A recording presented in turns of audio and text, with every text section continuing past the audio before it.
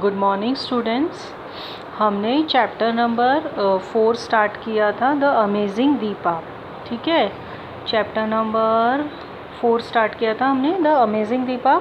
इसमें हमने first part में वीडियो में देखा था कि उसने कैसे जिम्नास्टिक सीखा, उसके फादर ने उसे कैसे जिम्नास्टिक में इंटरेस्ट दिलाया और उसने कैसे कैसे गेम को खेला और कितने सारे उसने गोल्ड मेडल्स भी जीते थे।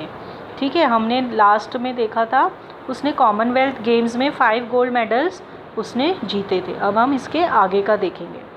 This young gymnast created history on 18th April 2016 by becoming the first Indian woman gymnast to qualify for Olympics as she booked a berth for Rio Games after a strong performance। ठीक है, अब उसके बाद जब इसने इतने सारे gold medals जीते, उसके बाद 18th अप्रैल 2016 में उसने एक हिस्ट्री बनाई। हिस्ट्री मतलब पहली बार ऐसा हुआ कि जो जिम्नास्टिक गेम्स होते हैं उसमें एक वुमन, एक लड़की ने एक मेडल जीता। सारे गेम्स में उसने अपने करतब दिखाए और वो बिल्कुल अच्छे से खेलकर उसने एक ओलंपिक्स का एक मेडल जीता, रायो games after a strong performance. ठीक है, उसने एक बहुत अच्छा परफॉर्मेंस देते हुए एक मेडल जीता।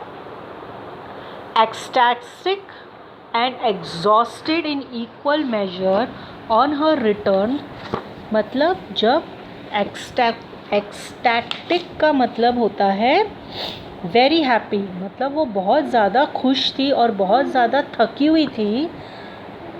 In equal major on her return from रायो, जब वो वहाँ से रिटर्न हुई तो वो बहुत ज़्यादा खुश भी थी और वो बहुत ज़्यादा थकी हुई थी, क्योंकि इस गेम को जीतने के लिए उसने बहुत ज़्यादा प्रैक्टिस करी थी, दिन रात मेहनत करी थी, इसलिए वो बहुत ज़्यादा थकी हुई भी थी।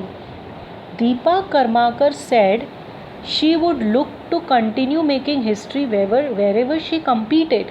उसने क्या प्रॉमिस किया कि वो जहाँ जहाँ खेलेगी वो वहाँ वहाँ अपना नाम, मतलब अपनी हिस्ट्री बनाकर आएगी और हर जगह वो अपने आप को प्रूव करने की पूरी कोशिश करेगी। ठीक है, I will put every effort to ensure that I keep creating history.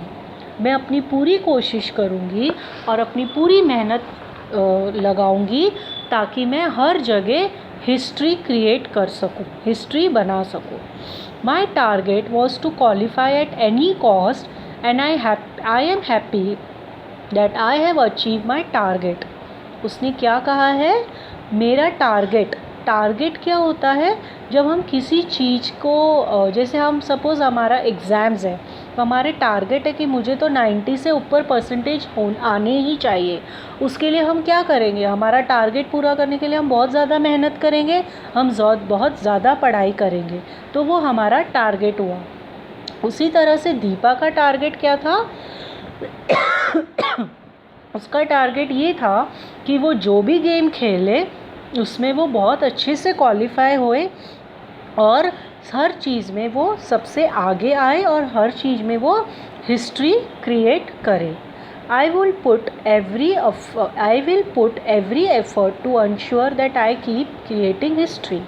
मैं इस चीज़ का वादा करूँगी कि मैं हर जगह जहाँ भी जाऊँ एक हिस्ट्री बना कर आऊँ। हिस्ट्री का मतलब क्या होता है बेटा, कि आपने कुछ ऐसा काम किया है जो दुनिया बहुत सालों तक याद रखेगी। ठीक है, my target was to qualify at any cost and I am happy. उसका टारगेट क्या था कि मैं इसको कैसे ना कैसे मुझे जीतना है। मैं, है ना, ओलंपिक्स के लिए वो गई थी खेलने के लिए, woman, she was a woman, और वो ओलंपिक्स के लिए खेलने गई कर उसका टारगेट था कि मुझे जीत के ही आना है। तो उसने बेतोड़ मेहनत करी, बेजान अपना जान लगाकर मेहनत करी और वो जीत कर आई। I have achieve my target, I have achieve my target मतलब मैंने जो सोचा था वो मैंने करके दिखाया। Deepa told reporters after returning to the country to a hero's welcome. उसने क्या बोला, Deepa told reporters after returning to the country to a hero's welcome. एक जब हमेशा बॉयज़ जीत कर आते हैं, ऐसा पहली बार हुआ है कि एक लड़की जीत कर आई है और हीरोज़ के बाद एक हीरोइन जीत कर आई है, यानी कि एक लड़की जीत कर आई है. Apart from being the first woman, she also became first from the country to qualify the quadrennial event. अब क्वाड्रिनियल का मतलब हैपनिंग एवरी 4 years, जो 4 साल में एक बार जो भी कॉन्टेस्ट होता है उसे भी वो जीत कर आई है.